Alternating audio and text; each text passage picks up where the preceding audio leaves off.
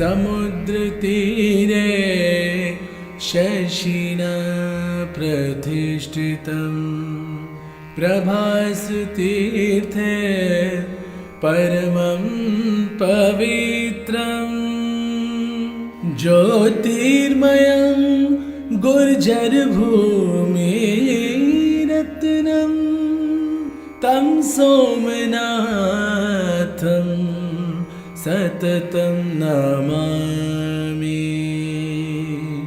नमस्कार, आप देख रहे हैं विरासत हमारी खास पेशकश। विरासत यानी हमारे अस्तित्व का वो आधार जो हमारी संस्कृति की बुनियाद है, हमारे अस्तित्व में बने रहने का कारण है और हमारे भविष्य की प्रेरणा। विरासत में आज आपको लेकर चलते हैं गुजरात की धरती पर दादा सोमनाथ के पास। समुद्र जहां स्वयं आकर भगवान शिव के पांव पूज पीछे लौट जाता हो, किसी आक्रांता का साहस उस सोमनाथ से विशाल कैसे हो सकता है। कहते हैं प्रभास क्षेत्र में भगवान चंद्र ने स्वयं सोमनाथ जी की स्थापना की थी। 12 ज्योतिर्लिंगों में से प्रथम सोमनाथ ने 17 बार आक्रांताओं के आक्रमण का सामना किया, लेकिन जिस देश में आस्था की जड़ें इतनी गहरी हों, वहाँ कोई आक्रमण उसकी विरासत को अडिग रहने से नहीं रोक सकता। मंदिर लूट कर भी भारत का विश्वास कोई नहीं लूट सका। सोमनाथ मंदिर की आज की भव्यता के पीछे लौह पुरुष सरदार वल्लभ भाई पटेल के प्रयास हैं। आजादी के बाद उन्होंने ही सोमनाथ मंदिर के पुनर्निर्माण का काम शुरू कराया था। इतिहास गवाह है कि नेहरू जी इस बात के खिलाफ थे, लेकिन लौह पुरुष सरदार वल्लभ भाई पटेल इसे एक मंदिर के पुनर्निर्माण के तौर पर नहीं, एक राष्ट्र भारत के पुनर्निर्माण के तौर पर देख रहे थे। आजादी के बाद की राजनीतिक खींचतान के बीच के.एम. मुंशी जी के मार्गदर्शन में सोमनाथ मंदिर का निर्माण कार्य पूरा हुआ था। वर्तमान मंदिर चालुक्य वास्तुकला शैली में बना है। इस मंदिर के इस स्वरूप तक आने तक सरदार पटेल का स्वर्गवास हो गया था, इसलिए बाद के वर्षों में यहाँ बहुत कुछ नहीं हो पाया। 1949 में बने सोमनाथ ट्रस्ट के चेयरमैन खुद भारत के प्रधानमंत्री नरेंद्र मोदी हैं और अब सोमनाथ मंदिर की भव्यता और दिव्यता को बढ़ाने के साथ साथ वहां पर आध्यात्मिक पर्यटन को भी प्रोत्साहित किया जा रहा है। साथियों, आज पूरी दुनिया भारत के योग, दर्शन, अध्यात्म और संस्कृति की ओर आकर्षित हो रहे हैं। हमारी नई पीढ़ी में भी अब अपनी जड़ों से जुड़ने की नई जागरूकता आई है।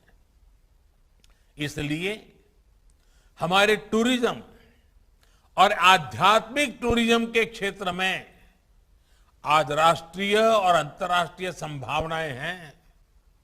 इन संभावनाओं को आकार देने के लिए देश आज आधुनिक इंफ्रास्ट्रक्चर बना रहा है, प्राचीन गौरव को पुनर्जीवित कर रहा है। अगर आप सोमनाथ मंदिर दर्शन को जाएं, तो समुद्र किनारे टहलते हुए इस प्रभास क्षेत्र में प्रकृति को भी अनुभव कर सके, इसके लिए मंदिर से त्रिवेणी संगम तक 1.5 किलोमीटर लंबा समुद्र दर्शन पथ बनाया गया है।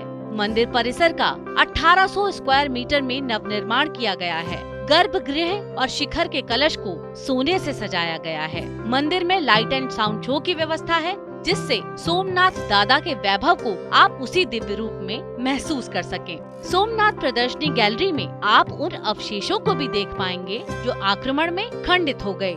महारानी अहिल्याबाई होलकर के बनाए प्राचीन सोमनाथ मंदिर का भी पुनरुद्धार हुआ है। भालका तीर्थ का नवनिर्माण हुआ है।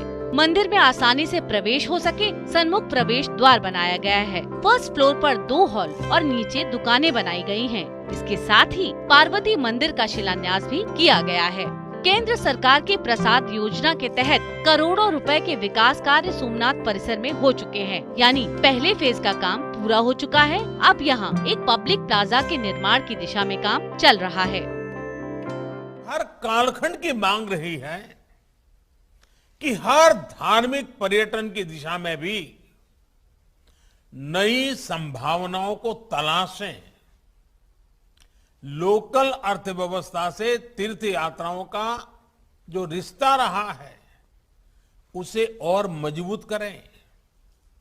जैसे कि सोमनाथ मंदिर में अभी तक पूरे देश और दुनिया से श्रद्धालु दर्शन करने आते थे, लेकिन अब यहां समुद्र दर्शन पथ, प्रदर्शनी, पिलग्रिम प्लाजा और शॉपिंग कॉम्प्लेक्स भी पर्यटकों को आकर्षित करेंगे। किसी भी जगह पर, किसी भी स्थान पर पर्यटन को बढ़ावा देने के लिए वहां तक पहुंचने और ठहरने की सुविधाओं में वृद्धि करनी होती है। इसीलिए यहाँ ट्रस्ट के 3 गेस्ट हाउस होने के साथ साथ एक सर्किट हाउस का निर्माण भी किया गया है। एक अनुमान के मुताबिक हर साल लगभग 1 करोड़ लोग देश या विदेश से सोमनाथ दादा के दर्शन के लिए आते हैं। कोई भी यात्रा स्वयं में एक अनुभव होती है, लेकिन उस अनुभव से भी बड़ी बात है उस विरासत को सहेजना, उस पर गर्व करना। और जब आप अपनी विरासत पर गर्व करते हैं तो आपका वर्तमान भी सुधरता है और भविष्य भी मजबूत होता है। इस बार विरासत में इतना ही। अगली बार चलेंगे आपको एक और विरासत के दर्शन कराने। तब तक विकास के पथ पर चलिए और अपनी विरासत को सहेज कर रखिए। धन्यवाद।